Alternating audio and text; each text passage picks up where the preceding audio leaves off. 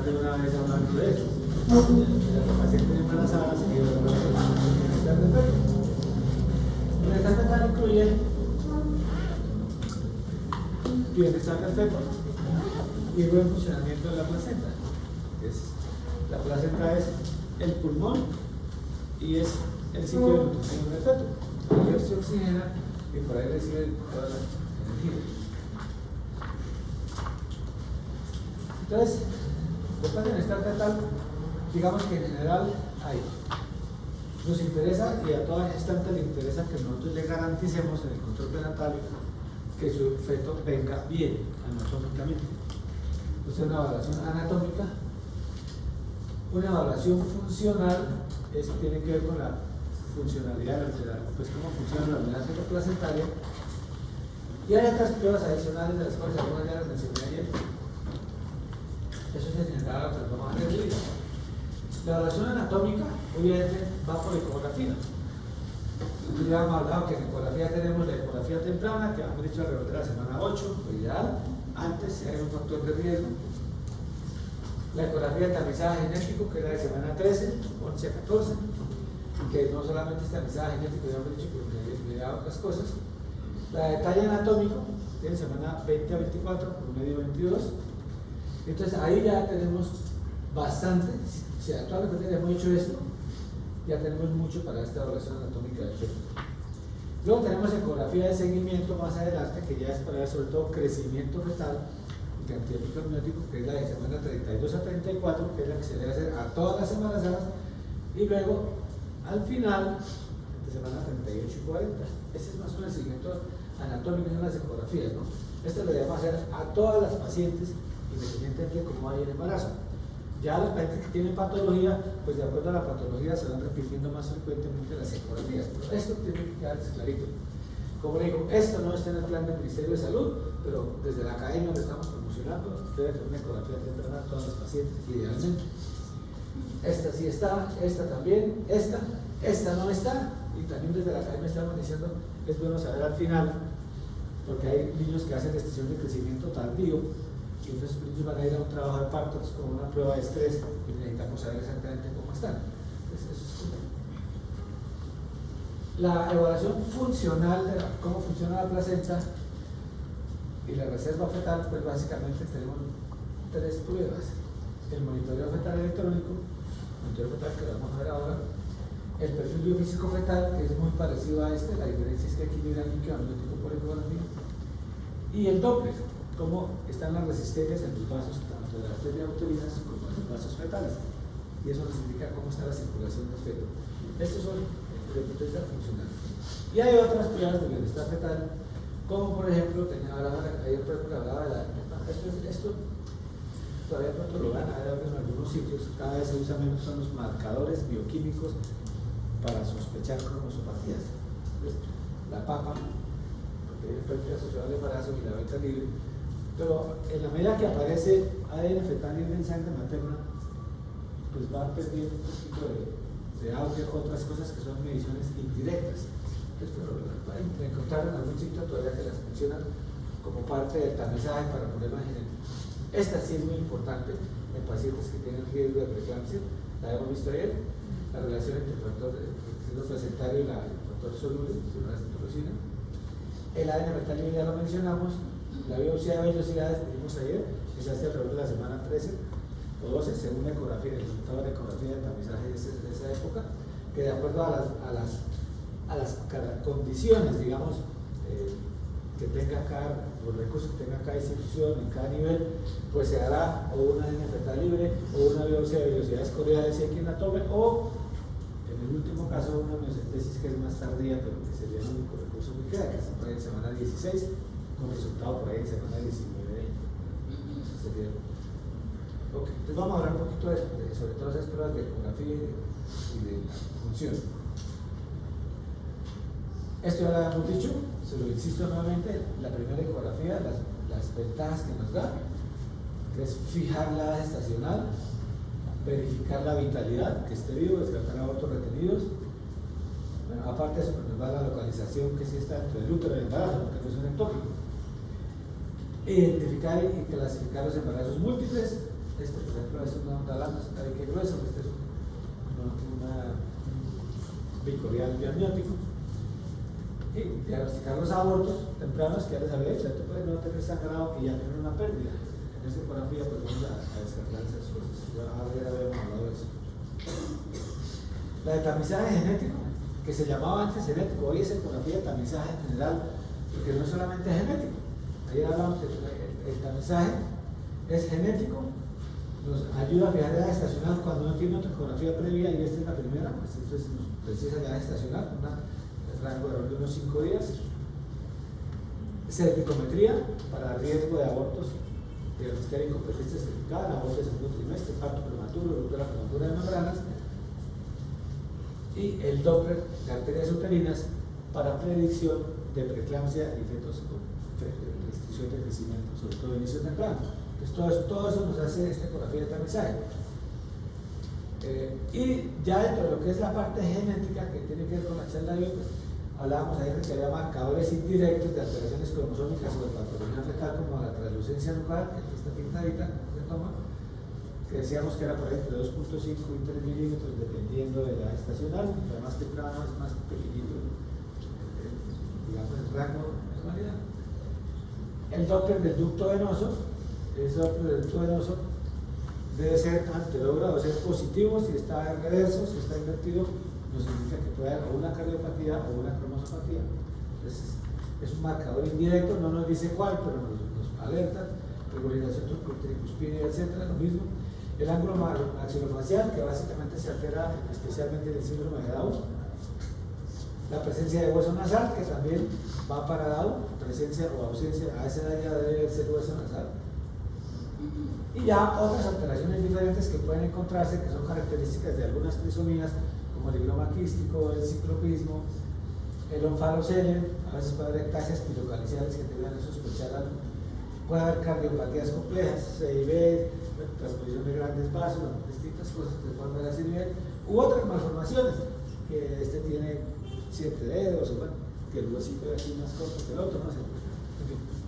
Entonces, esa es la ecografía de tamizaje genético, no le debe faltar a ninguna embarazada. El problema que tenemos es que muchas embarazadas empiezan el control prenatal tarde. Es por primera ecografía en semana 18 o 20. Entonces ya nos quedaron dos cosas en deuda: la precisión de la edad estacional y el tamizaje para estas cosas. Es importante que las pacientes inicien temprano y que cuando van a la consulta prenatal, de una vez el médico le haga un plan de manejo. Entonces esto lo van a hacer en consulta externa para que con tiempo les soliciten estas cosas, porque a veces las EPS tardan en autorizarles. O les autorizan y van a tal sitio, y no, aquí no hay turno, venga tal día. Y van a la semana 16, porque no había turno, y dicen, ya no le puedo hacer la de semana 14 porque ya se pasó. Entonces eso hay que tratar de que administrativamente funcione bien para que todas la tengan. La detalle anatómico, hemos visto, ya es un poquito más de detalle órgano por órgano, también la hace generalmente un perinatólogo.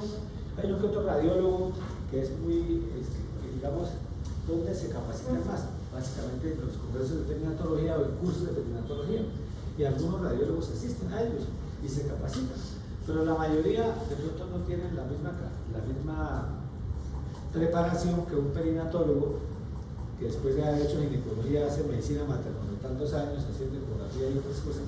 Entonces a veces no es igual la calidad. Y además la ventaja del perinatólogo es que ve una alteración y debe sugerirle al médico tratante qué hacer.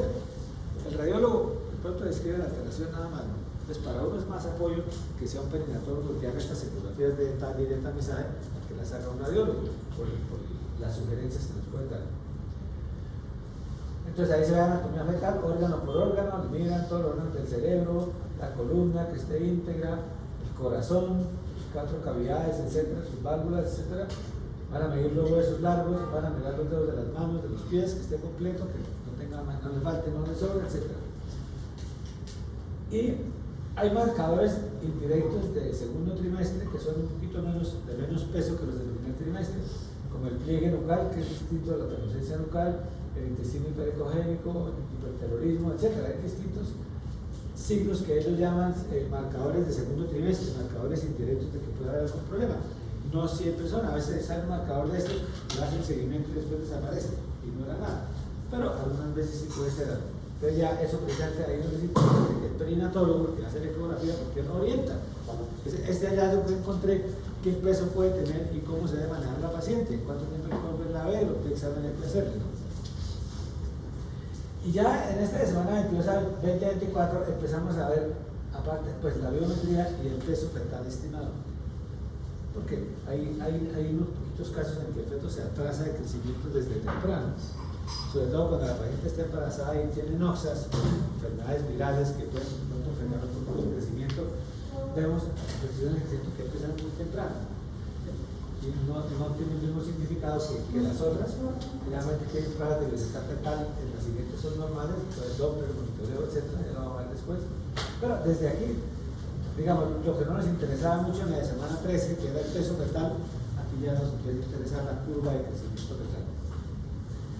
Y obviamente también hacemos se puede hacer el Doppler de uterinas y la esternicometría, tamizaje de cáncer, de restricción de crecimiento y de parto prematuro. No a todas las pacientes se les puede hacer, pero si algunas tienen algún riesgo, sí, primigestantes, pacientes de edad avanzada, pacientes con antecedentes familiares de hipertensión, etc. Porque obviamente se están, a través del embarazo se debe estar mirando predicción de precáncer.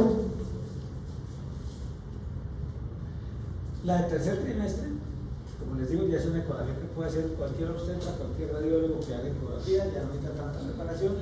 Básicamente nos va a dar es medidas, peso y cómo está el líquido, y de pronto cómo se mueve el niño. Entonces, esa se hace de rutina entre la semana 32 y 34 para diagnosticar aquí a algunos fetos que empiezan a tener restricción de crecimiento temprano, que llamamos que es el que ocurre antes de la semana 33-34, que empieza a acordarse el crecimiento. El tardío, lo van a ver después cuando vean el DCI, es el que ocurre después de la semana 34 y tiene manifestaciones e implicaciones diferentes. Y la otra del tercer trimestre es la que hacemos entre semana 37 y 40, 38, 39 y al final del embarazo, para ver el peso fetal estimado, para ver que el líquido esté normal, y para diagnosticar a veces restricciones de crecimiento tardíos que pueden manifestarse más tardíamente porque progresan más rápido y pueden ser más severos. Entonces, también va a decir la presentación del feto, que está encefálica, que está transverso, que está probálica, el líquido amniótico, que esté normal, que no haya oligoamnios o polidramios. Ya podemos tener perfil biofísico, pero acuérdense que el perfil biofísico, las pruebas de bienestar fetal en general las pedimos a las pacientes que tengan algún factor de riesgo, no a todas, no a las pruebas de bienestar fetal para las pacientes que tengan factor de riesgo. El perfil físico ya va después en qué consiste el perfil biofísico. Y la evaluación de la placenta es dónde está localizada, descartar placentas previas, por ejemplo, y cuando hay antecedentes de riesgo para acretismo placentario, que es una patología importante, en el cual la placenta se mete dentro del músculo uterino y a veces hasta se sale e invade los tejidos alrededor del útero, una cosa muy seria. Se presentan tratando en pacientes que tienen cicatrices previas, miometomías previas, cesáreas previas, múltiples legados. Entonces, en esos casos, que hay ese antecedente, es obligatorio, inclusive desde la ecografía de semana 20-22, que nos hagan un Doppler de la placenta, de la inserción placentaria, porque por Doppler hay algunos signos que nos hacen sospechar que la placenta está muy metida dentro del miometrio. Entonces, esto es una cosa importante identificar a las pacientes para la terminación posterior del embarazo, porque ello puede llevar a complicaciones muy serias. Entonces, esa es la evaluación placentaria a que me refiero. No es la función de la placenta, sino con el ecógrafo ver dónde está implantada y que esté normal, que no tenga una placenta acreta o ínterta o pétreta. Bueno, y entonces aquí vamos a hablar de la flujometría Doppler como primera prueba de bienestar fetal. El Doppler es la primera prueba que se altera cuando hay una insuficiencia placentaria, una restricción de crecimiento, por ejemplo. ¿Por qué la restricción de crecimiento? Un feto puede estar creciendo poco por dos razones. Primero, porque genéticamente sean chiquitos los taitas, todas las familias sean chicos. Entonces, pues ese nos va a dar un peso menor al promedio de las tablas. La curva va a ir por debajo, pero va a ir siempre creciendo bien, siempre por debajo. Entonces, puede estar creciendo poco porque hay una malformación o una alteración genética. Esos tienden a tener más bajo peso. Pero puede ir creciendo poco porque la placenta se le haga insuficiente antes de tiempo, por alguna razón. Porque la placentación no se hizo bien al principio, Las arterias uterinas no fueron, las espirales, que son las últimas de las uterinas que están en la decidua, no fueron invadidas por el trofoblasta. Cuando el trofoblasta se forma la placenta, el trofoblasta las invade, les aumenta el diámetro casi 4 veces y aumenta la cantidad de circulación en el espacio intervelloso. Entonces, si ese cambio no se hace, cuando el feto crece, lo que dan las arterias no alcanza y entonces el feto empieza a tener insuficiencia de flujo de sangre y va a empezar el crecimiento, la restricción de crecimiento. Entonces hay varios. Entonces el Doppler nos sirve para identificar, sobre todo en el recién temprano, los fetos pequeños a causa de insuficiencia placentaria, porque es la primera prueba que se entera cuando hay insuficiencia placentaria. Y entonces en el Doppler, ¿qué vamos a medir? Arteria uterina, que es como más bien pronóstica, sería la primera que se entera, que si la presentación no se hace bien, entonces esa arteria uterina nos aumenta la resistencia, o sea, no la aumenta, no la disminuye más bien, se queda como si no estuviera embarazada con una resistencia alta. Y esto se manifiesta en que el flujo en diástole, que es este, está disminuido. Aquí este flujo está aumentado. Este es un Doppler normal de arteria uterina. Es una placentación que se hizo adecuadamente. Entonces, ¿qué otro vaso vemos? Fuera de la uterina, vamos a ver en el feto algunos vasos. Se puede medir cualquier vaso, pero los que más se utilizan son, desde el punto de vista de circulación periférica, la umbilical, se comporta como un vaso periférico. Lo que les decía ayer, ¿qué pasa cuando un adulto está sangrando y se está choqueando? Vasoconstricción periférica y vasodilatación cerebral. Ese cambio lo hace de forma más crónica el feto, pero lo hace. A medida que le llega menos circulación en la placenta, entonces va haciendo vasoconstricción de los vasos periféricos. Y uno de esos es más fácil de medir, tal vez es la umbilical. La umbilical, este es el flujo normal. Tiene un flujo más o menos adecuado en diástole, poco menos del suficiente, o sea, y la relación entre sístole y diástole, pues ya la vamos a dar los valores después está normal. Entonces es un vaso, digamos que es un vaso de poca resistencia, tiene buen flujo en diástole porque no tiene mucha resistencia. La arteria cerebral media es un vaso de alta resistencia normalmente. Entonces, como es un vaso de alta resistencia, miren que el flujo en diástole es más poquito y la diferencia entre sístole y diástole pues es mayor. Eso es normalmente. El otro vaso que se mide es el ducto venoso. Ahora se quitan ya las cámaras cardíacas. Ese ducto, esa comunicación que hay, el ducto venoso, tiene una forma especial. Este es sístole y diástole, aquí está el ventrículo y el aurículo. Entonces tiene una forma mellada, la contracción del ventrículo y de la aurícula, porque está muy cerquita, se alcanzan a transmitir las presiones. Es una onda característica, así con esta melladura. Y él se caracteriza porque el flujo en diástole, que es de aquí para abajo, es alto. Entonces es un vaso de baja resistencia con mucho flujo en diástole. Ya es que está muy cerquita del sistema venoso.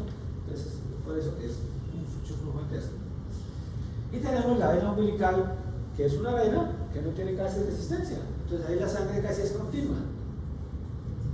No hay ondas, está fluyendo permanentemente. Es un vaso de muy baja resistencia que la vena umbilical. Esos son los valores, las formas normales de todos estos vasos: la uterina, la umbilical, la cerebral media, el ducto venoso y la vena umbilical. Esos son los que más se usan. Hay otros que se usan en casos especiales, pero pues ya no son como mucho de interés de ustedes.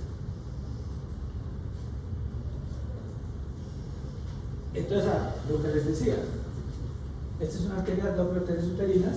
La resistencia disminuye con la placentación, por ejemplo, en la semana 10, 12 y la semana 18, que se completa la placentación.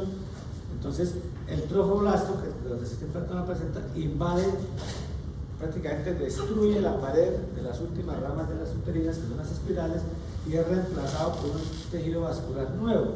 Y ese tejido es mucho más grande, entonces aumenta el flujo unas 4 veces. Entonces, aquí está, esto es una presentación adecuada, este es el diámetro de la arteria espiral, y esta es una presentación inadecuada donde no hubo esa invasión y entonces no hubo una buena presentación. Y ese valor de los Doppler uterinos va cambiando porque los valores normales que ustedes no tienen que saber hacerlos, les va variando con la edad estacional. Cuando forman el perinatal del Doppler uterino dice está normal o está alto, o la resistencia aumentada por sí.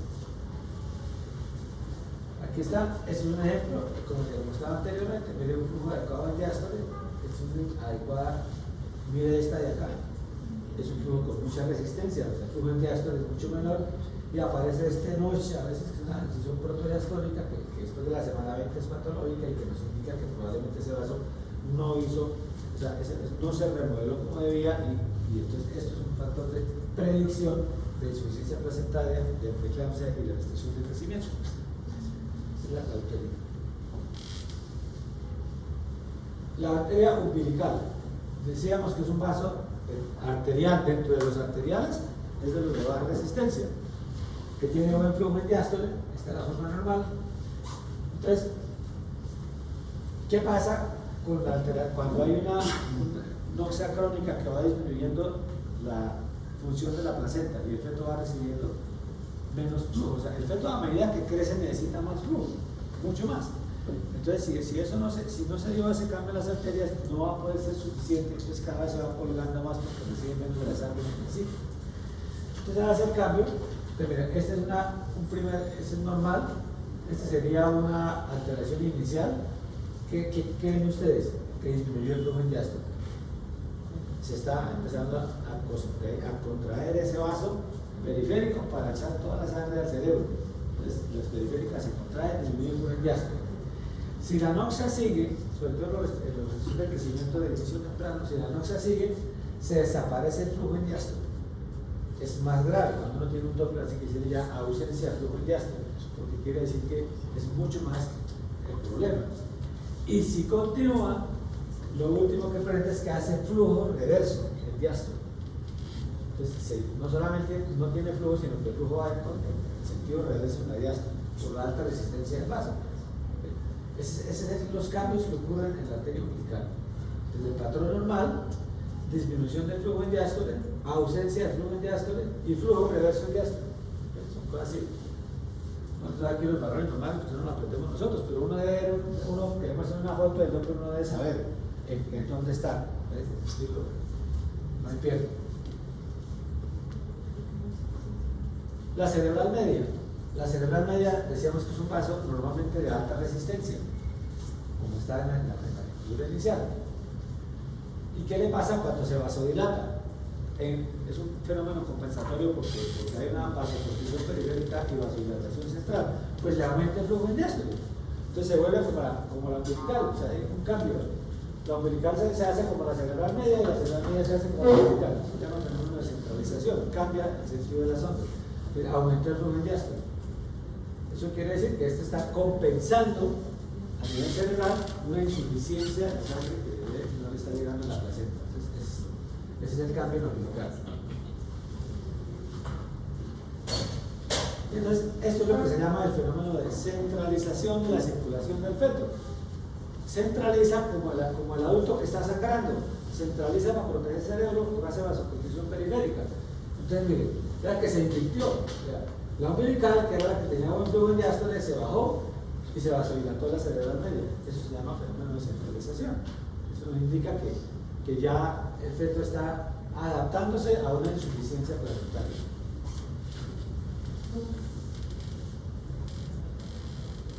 Y con el ducto venoso, ¿qué pasa? El ducto venoso se altera, es el vaso, los vasos, primero se alteran los vasos arteriales, luego el ducto venoso y luego la vena umbilical. El orden, se necesita que sea mucho más severo el trastorno para que se altere. Y generalmente cuando hay alteración del ducto venoso o del vena umbilical es porque ya el feto está entrando en insuficiencia cardíaca, ya empieza a fallar el corazón, o sea, el problema es mucho más serio. Entonces, esta es la onda, digamos, normal del ducto venoso. Acuérdense que decíamos que tenemos una mediadura aquí para la rotación del ventrículo y aurícula. Este es el flujo en diástole, este es el alto flujo en diástole. Esto sería una alteración inicial. Miren que el flujo en diástole se bajó, igual que le pasó a la umbilical, se baja el flujo en diástole. Se puede desaparecer el flujo en diástole, muy grave, este chiquito ya está, mejor dicho, ya está lesionado. Y a veces se ha descrito hasta flujo reverso en el ducto venoso. Esto ya no se ve casi hoy, eso así se llegó al conocimiento que tenemos, los chiquitos ahí van muy mal. O sea, esto no debe suceder, pero ¿cuándo puede llegar a extremos como estos? En el caso de una restricción de crecimiento que pase muy temprano. Entonces, para la solución es terminar el embarazo. Entonces tenemos en la balanza riesgos de la prematurez contra riesgos de la insuficiencia placentaria. y hay que buscar un equilibrio para buscar el mejor momento para sacar ese feto.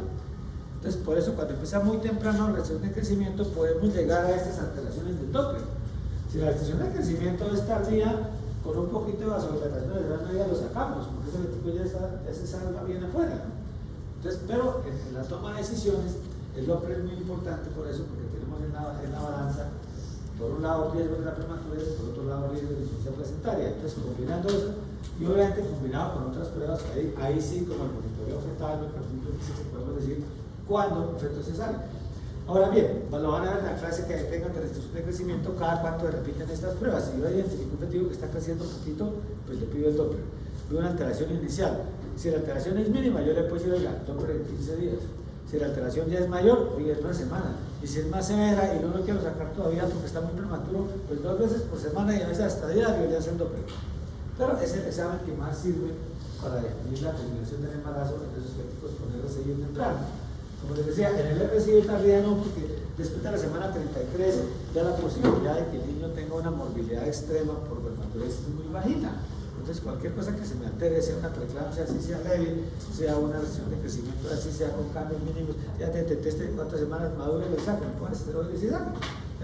Entonces en eso no vamos a ver todos estos cambios, pero en el RCI, en la restricción de crecimiento de inicio temprano, ya se empieza desde semana 26, 28, entonces ya en semana 30 te podemos tener una cosa así, entonces ahí es donde juega el Doppler como la prueba principal para saber en qué momento se separa.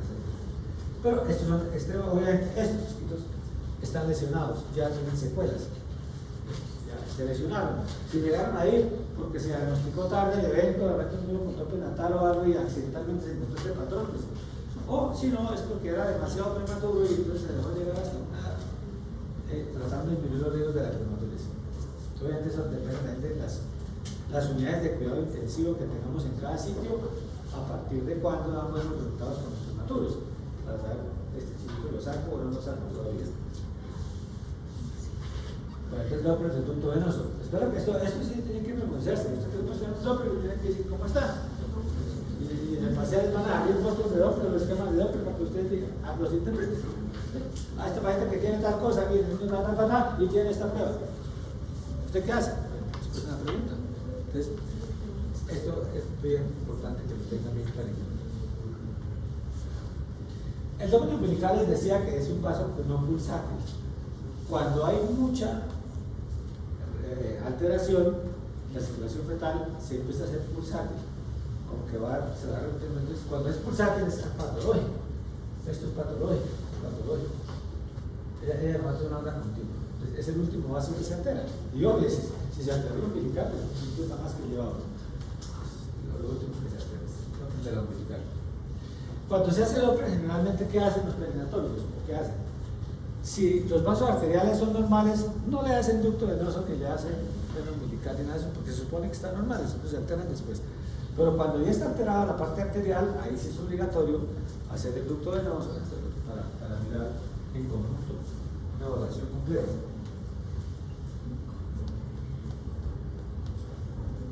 Bueno, y digamos que antes de que la alteración sea muy evidente, se puede alterar la relación, digamos,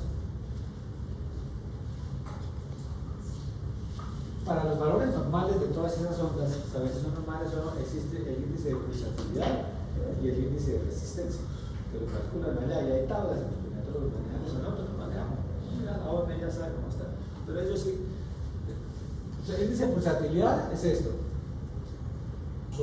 La medición en sístole menos la diástole sobre la media, y eso da un IP X, que es normal hasta tanto y se alterarse a partir de tanto. Y al mismo el índice de resistencia, que es una medida similar porque usa un poquito, se calcula distinto. Velocidad en sístole, velocidad en diástole, menos velocidad en diástole sobre la velocidad en sístole, ya no sobre la por medio, sino la velocidad en sístole, resistencia. Entonces, si se hace una relación entre la cerebral media y la umbilical, y entonces cuando los vasos están en limítrofes, los puntos, los valores están en el límite de la normalidad, pero yo divido el uno por el otro, ya se me hace franca la alteración, se me altera primero esa relación. Es como la primera alteración que ocurre en el Doppler, una alteración de la relación cerebro-placentaria, que las ondas pueden estar todavía dentro del valor normal, cada una, tanto la umbilical como la cerebral media, todavía están en límites normales, pero al dividir una sobre la otra ya se me exagera la diferencia, es una primera alteración. Entonces, es normal cuando es mayor a 1. Entonces, índice de pulsatilidad o de resistencia de la cerebral media sobre la umbilical. Y eso, el valor debe ser mayor a 1, para que sea normal. Entonces, digamos que es esta. A veces lo van a ver que es la primera cosa que se altera es la relación entre una y otra. Ya después ya se altera cada una por separado de forma franca. O sea, si yo tengo uno pequeño y tengo un Doppler normal todavía, entonces ya hacen el índice de relación cerebro-placentaria para ver si ya hay un indicio de insuficiencia placentaria. Es como más temprano. Pero si ya deben alterar la umbilical o la cerebral media, pues ya no necesitan el índice, que es previo a eso. No sé si les quedó bien claro eso. Es normal, es mayor a 1. Se puede hacer con índice de pulsatilidad o con índice de resistencia.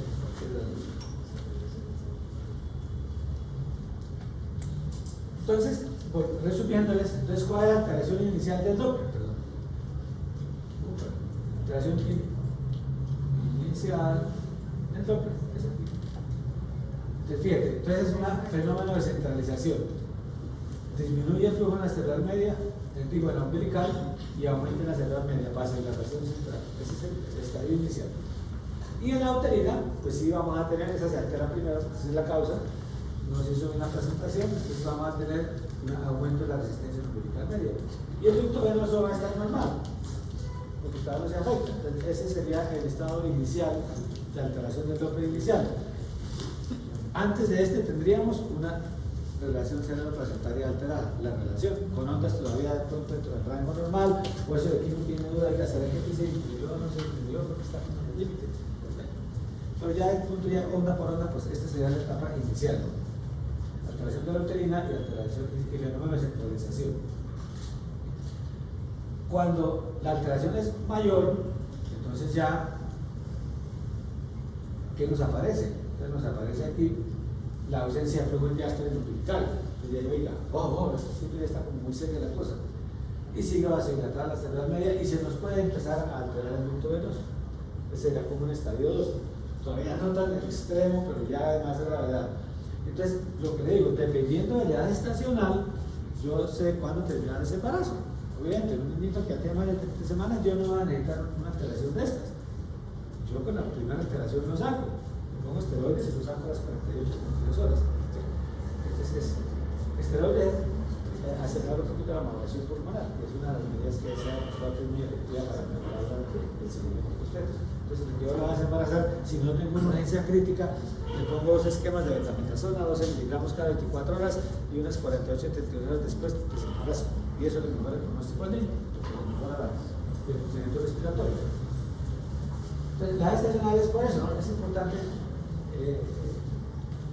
la alteración del Doppler correlacionarla con la estacional para toma de decisiones.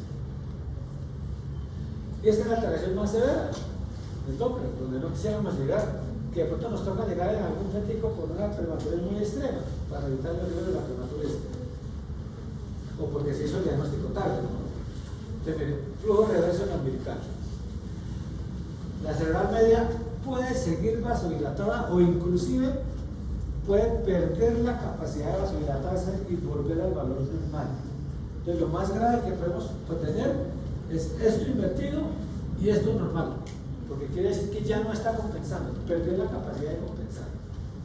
Casi nunca lo vemos, pero está escrito en una literatura que puede suceder eso. Entonces, más frecuente verla con esta vasodilatada, pero si uno ve esto, pues es mucho más grave, porque no está compensando. Y el ducto venoso puede estar ya ausente o reverso y pues podemos tener un umbilical pulsante. Eso sería ya un chinito que está lesionado y que se nos va a morir próximamente si no lo sacamos. Entonces ya con esto, independiente de la estacional, toca acá de niño. Bueno, estos cambios que les he dicho ocurren en la restricción de crecimiento, lo hemos visto, esa secuencia en el RCIU de inicio temprano, que ocurre antes de la semana 33, que inicia antes de la semana 33. Porque en los de mayor edad, pues obviamente no se espera que aparezcan esos cambios. Con una alteración inicial los vamos sacando. No, por eso no es normal que se espere a esos cambios.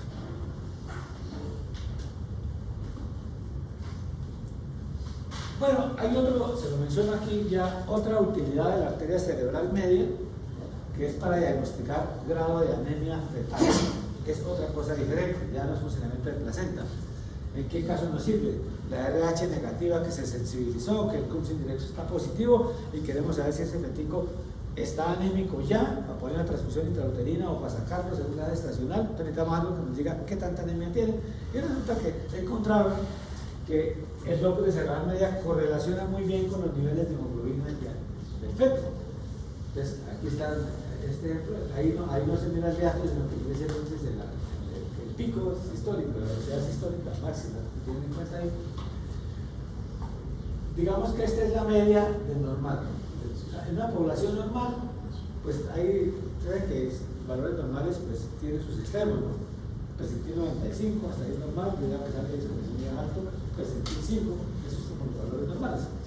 Entonces, para la media, para una normal, están aquí, ¿no?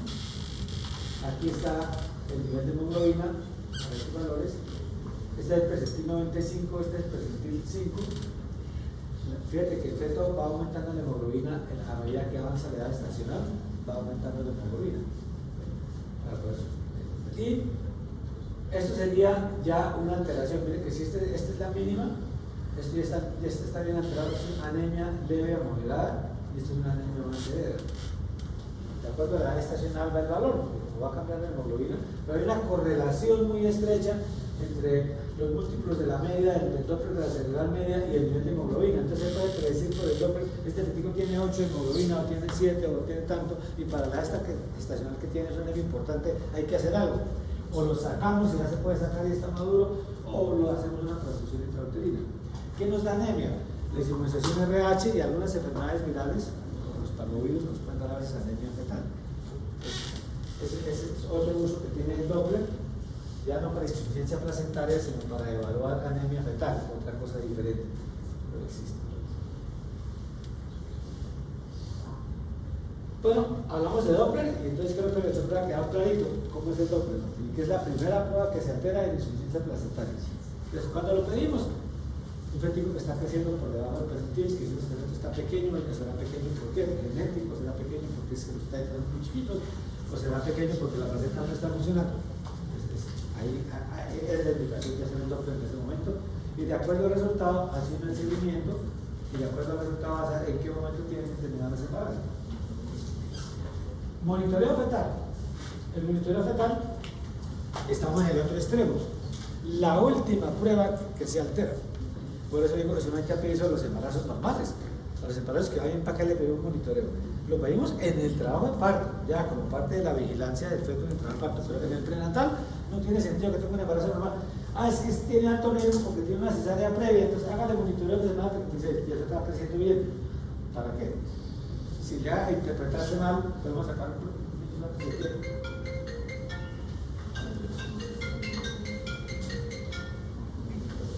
¿Aló?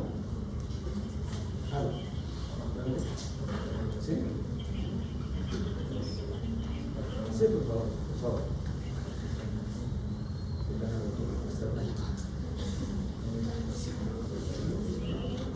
Buenos días.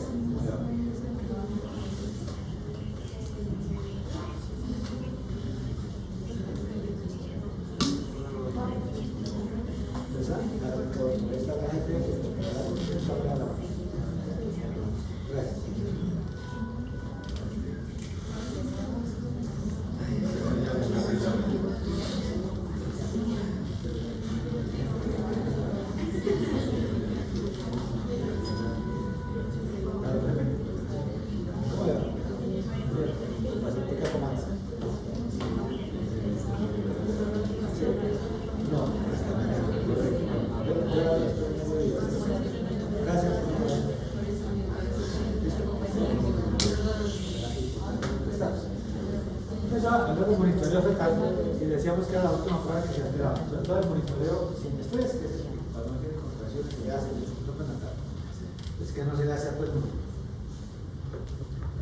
Y hay unos parámetros de evaluación. Hay monitoreo sin estrés, lo llevamos cuando no hay contracciones uterinas regulares, porque la contracción uterina es un estrés para el feto, porque en la contracción se disminuye el flujo asentario. Entonces, haga de cuenta como una prueba de esfuerzo, cuando le hace el cardiólogo la prueba de esfuerzo. Usted puede estar bien en condiciones basales, pero cuando le ponen esfuerzo se descompensa y se altera la prueba. Igual pasa con la prueba de estrés. O sea, ¿cuál de las dos se alteraría primero entonces? En caso de la de estrés. Pero la sin estrés es la que hacemos en el control prenatal, es la que sí la hacemos en embarazo normales, pero no tiene ningún sentido. Claro, si ya tengo un paciente que tiene una RCIU y le estoy siguiendo, pues a veces hay que hacerle monitoreo también. Este es un trazo de monitoreo normal y este también es normal, pero son distintos, ¿cierto? ¿Qué tienen de diferencia estos dos trazos? Esta es la frecuencia cardíaca fetal. Aquí está la frecuencia cardíaca fetal. Y aquí se pintan las contracciones. En este caso no vienen contracciones porque es estrés. ¿Qué diferencia tiene este trazo con respecto a este trazo? Bueno, fíjate que la basal puede ser igual, pero este está como más planito, varía menos. Sin embargo, por aquí tiene un aumento significativo, acá está significativo en el límite y aquí tiene otro, está reactivo. Este está mucho más evidente. Variabilidad normal, reactivo es que cuando el feto se mueve acelera. El feto es muy sensible. Uno del adulto, para que se le aumente el pulso, si está bien del corazón, tiene que ser correr o caminar varias cuadras, no por caminar se te va a alterar. Pero aquí sí el feto se mueve y de una vez se acelera. Es muy reactivo. Entonces se llama reactividad y es una prueba de bienestar fetal porque el sistema nervioso autónomo está íntegro. Entonces un fetico que está así, pues, primero la frecuencia cardíaca fetal no es estática, está variando, debe tener una variabilidad. Y segundo, periódicamente cuando el feto se mueve, ¿cuándo se mueve menos? Este chino, por ejemplo, ¿qué le pasa con respecto a esto? Si los dos son normales. Este puede estar dormido. O la paciente puede estar en ayuno. Son las dos cosas que con más frecuencia nos dan monitoreos así como que menos reactivo el feto y menos se mueve. Pero el feto que está más activo, pues obviamente la variabilidad es mayor y aparece mucha más reactividad. ¿Cuánto es normal? Que en 20 minutos tengamos al menos 2 ascensos de más de 15 latidos y más de 15 segundos de duración. Esa es la... Entonces este la alcanza a cumplir. Aquí tiene, bueno, no, casi que no, casi que no alcanza porque digamos que tiene por ahí 12, no alcanza, realmente está no reactivo. Ese estaría no reactivo. Esto sí, porque mira, alcanza pues, casi 30 latidos y duran en este caso como 40 segundos. Ese es el momento no reactivo, pero los dos pueden ser normales.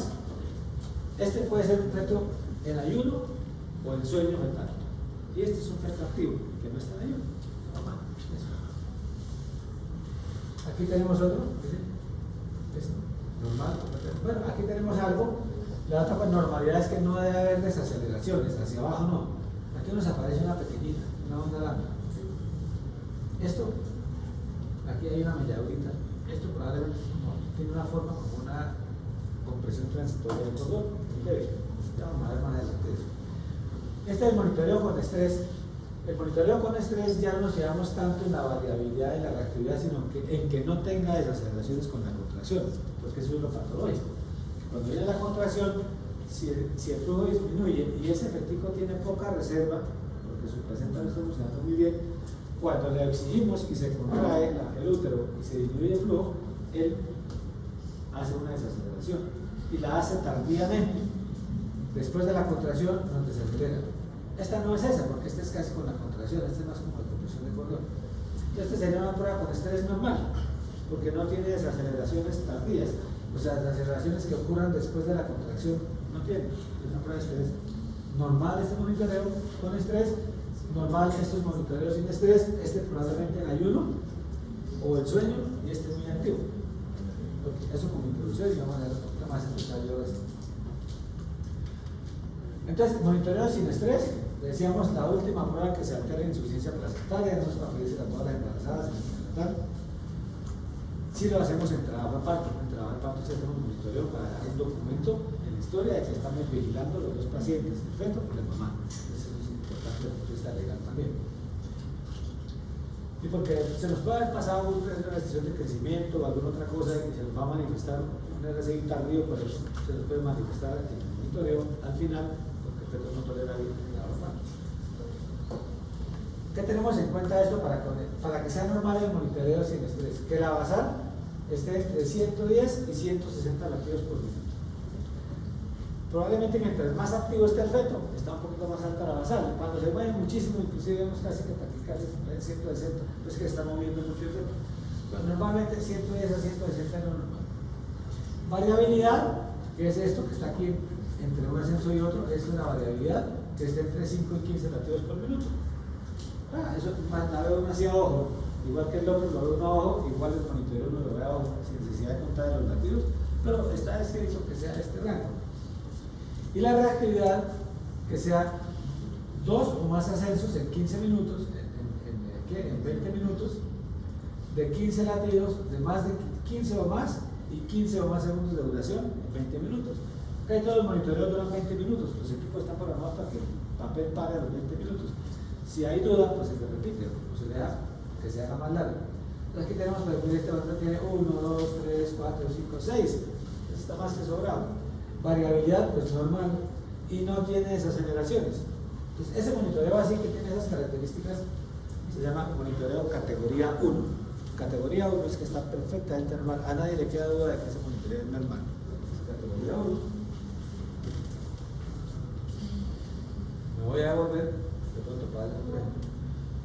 Este sería un monitoreo categoría 2, porque no está cumpliendo todos los requisitos para que sea categoría 1. Categoría 2 es que no sabemos si es patológico o esto es mal. Entonces debemos descartar alguna cosa que nos esté influyendo, que la paciente no ha comido. Entonces vaya, come y le repetimos el monitoreo. Que efecto está dormido, voltease de medio lado, la volteamos y de pronto el monitoreo se cambia. Entonces, ese es el categoría 2, el que no nos define si está normal o no, pero que no está completamente normal. Y sería que no tiene desaceleraciones, ese es el otro requisito. Ese sería el categoría 1, todo normal. Y ya le he dado categoría 2. Pues, ¿qué otras cosas nos pueden alterar? Una fiebre materna nos sube la basal, nos da taquicardia, y los otros que tienen taquicardia, el monitoreo se aplana y la gente no es reactivo. Entonces, si esta paciente tiene fiebre, pues no nos angustiemos. Este es un categoría 2. No es categoría 1, pero tampoco es categoría 3, que es el francamente patológico. Entonces, lo que hay que hacer con los categoría 2 es qué paciente tenemos enfrente. Es una paciente en ayuno, de repente está moviéndose o no, una paciente que tiene fiebre o no tiene fiebre, y ahí entonces interpretamos, en caso de que tenga taquicardia. Esta, por ejemplo, es una categoría 2. ¿Qué le ven ahí? Él venía bien y de pronto se desaceleró. Dos cosas pueden darnos esto en un feto normal y sano. Que tengamos una contracción uterina muy sostenida que pase de 2 o 3 minutos. Entonces nadie tolera esa vaina. Porque ya finalmente se disminuye el flujo. Entonces, por disminución de la P2 fetal de oxígeno, se estimula el sistema parasimpático y hace bradicardia.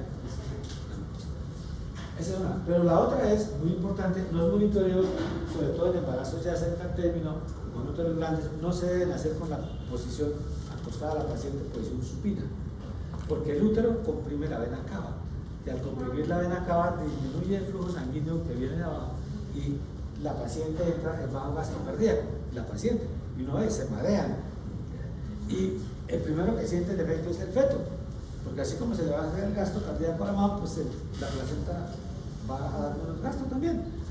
Entonces, debe estar en posición semisentada. Entonces, a veces vemos que el monitoreo empieza bien y de pronto prueba una caída. Imaginemos que no está esta contracción, que esto sigue igual.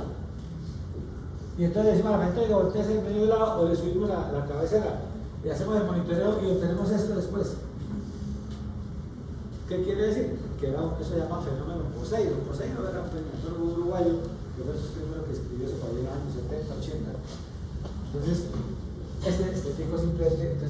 Y es lo que le decía, que a veces le pedimos monitoreos a pacientes que no lo necesitan, y hemos visto gente que corre a operar a esta paciente por su siguiente fetal 37 semanas o 36 semanas, que el embarazo está normal, y resulta que era simplemente la contracción de la cava y sacar un mosquito que pasó a veces por dificultad respiratoria, una iatrogenia. Por eso es importante que le pidamos la prueba al paciente que es y que lo interpretamos como es. Siempre que vemos esto así y que después de voltearla de medio lado se recupera y no lo vuelve a hacer, un fenómeno posterior, probablemente la paciente está muy acostada y eso es básico. O a veces de vez en cuando tenemos contracciones muy prolongadas que hacen eso. Esto sería categoría 2. Entonces, habíamos visto el sueño y el ayuno, y aquí les agregamos la fiebre, que la taquicardia y la disminución de la variabilidad. Para que la desaceleración sea tal, esa contracción no debería estar continua. Es que esta contracción no debería existir, la contracción debe terminar por aquí. Entonces ya no sabe uno si está día o sea, porque es que es muy larga, como 3, 4, 5 minutos, por alguna razón. Entonces es normal que después de que pasa determinado tiempo caiga, porque ya no aguanta. Pues ya vamos a ver ahorita los categoría, los tip 2 en otros ejemplos para que nos vean bien. Les quería poner esto como 2 ejemplos de categoría 2, la posición y de pronto una posición sostenida por alguna razón que se puede buscar. O la paciente le están induciendo y se le fue la mano por la oxitocina, por ejemplo, alguien le abrió la llave, se la dejó al baño, pues abrió la llave y le pasó mucho oxitocina y hace una contracción sostenida. Eso puede ser una causa también. Entonces, como causa de categoría 2 tenemos sueño fetal, ayuno, decúbito supino, fiebre, o también baja reserva fetal, porque un categoría 2 también puede ser una primera manifestación de que no está bien la placenta. Por eso en categoría 2 hay que hacer estudios adicionales para ver qué es, en qué condiciones, qué paciente tengo enfrente y además cómo incidir el monitoreo. Y tenemos en categoría 3, que es decir, dice ya, este tipo está mal, ojo con este método que puede estar en su evento mental. Entonces, este es el que presenta desaceleraciones tardías. Bueno, aquí pues ahí se dan las contracciones, que se tiene, además de la desaceleración, tiene variabilidad disminuida, no está reactivo y además se cae.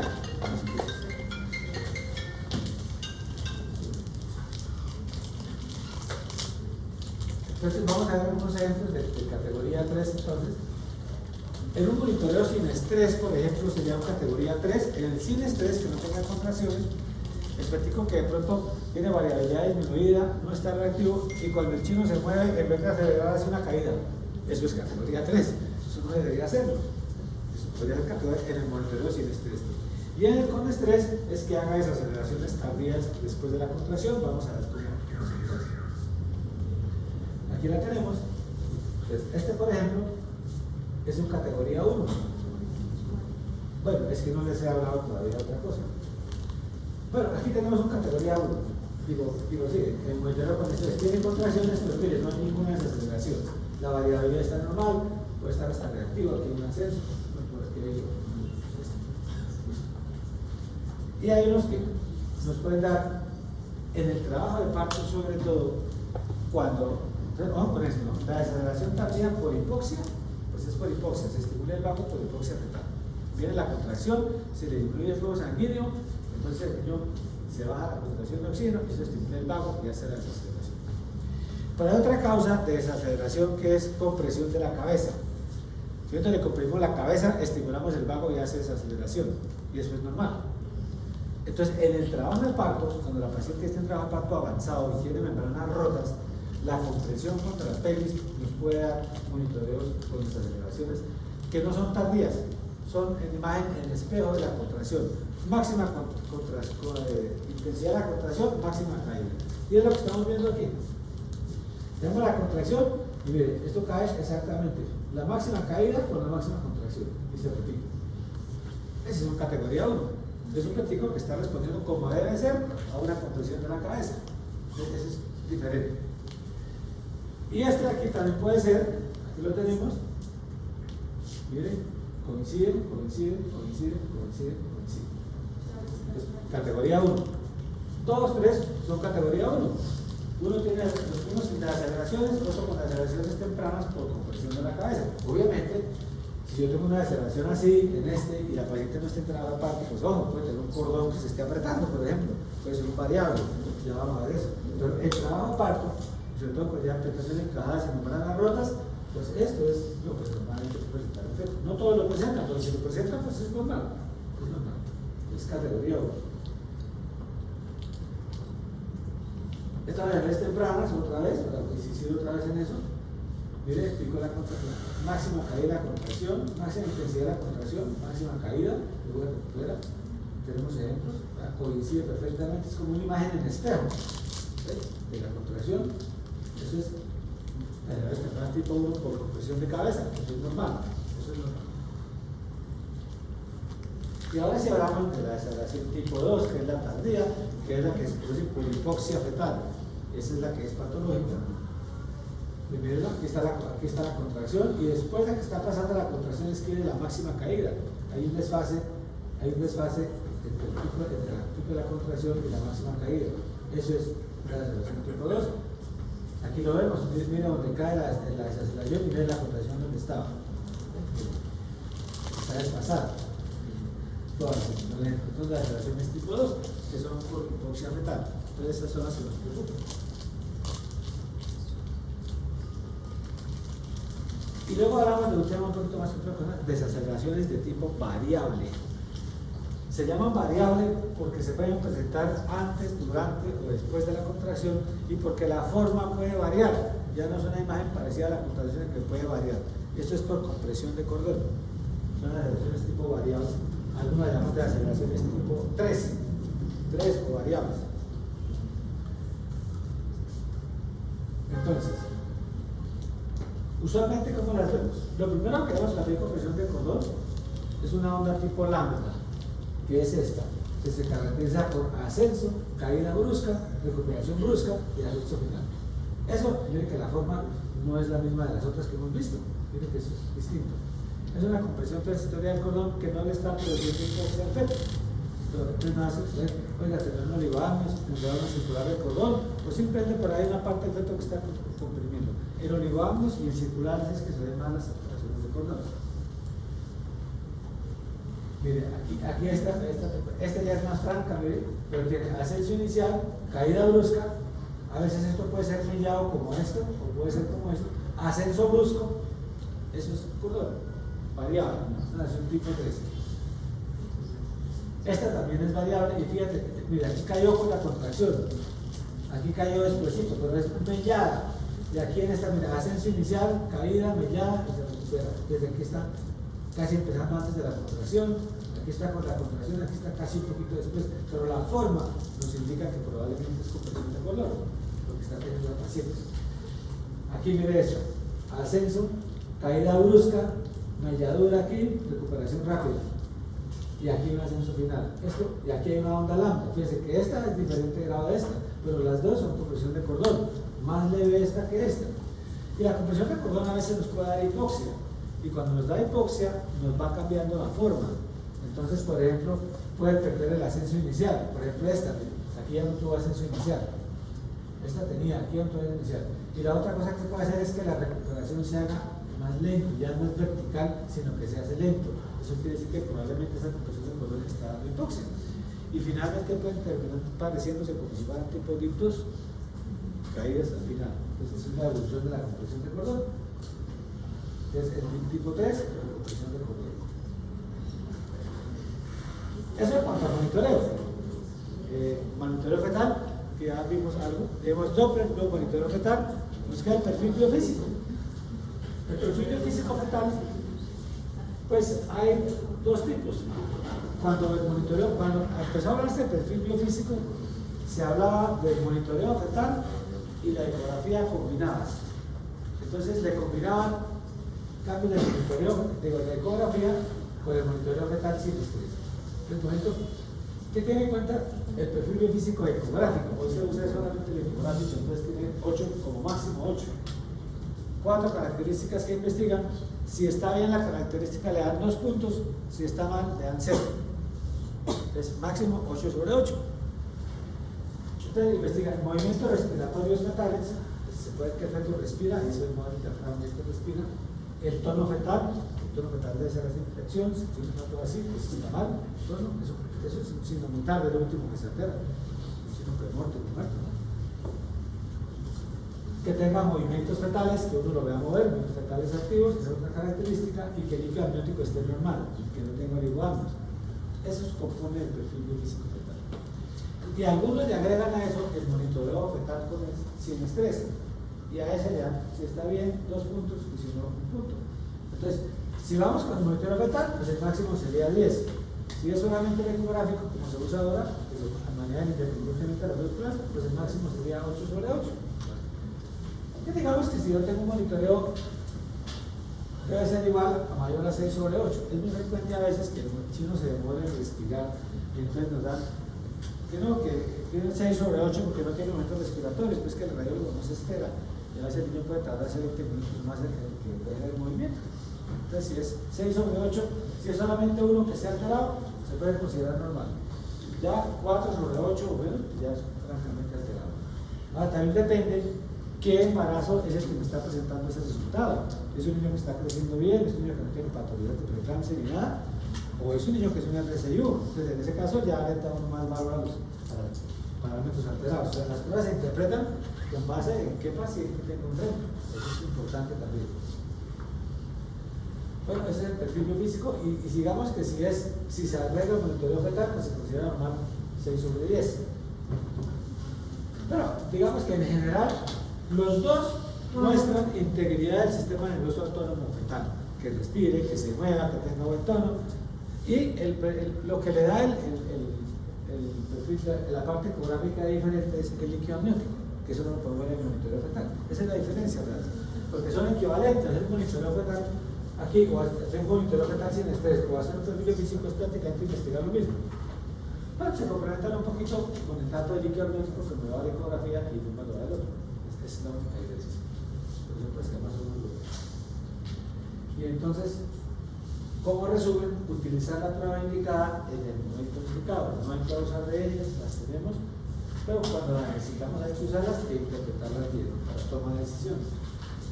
Preguntas sobre bienestar fetal. Que tengan. Ya en su práctica.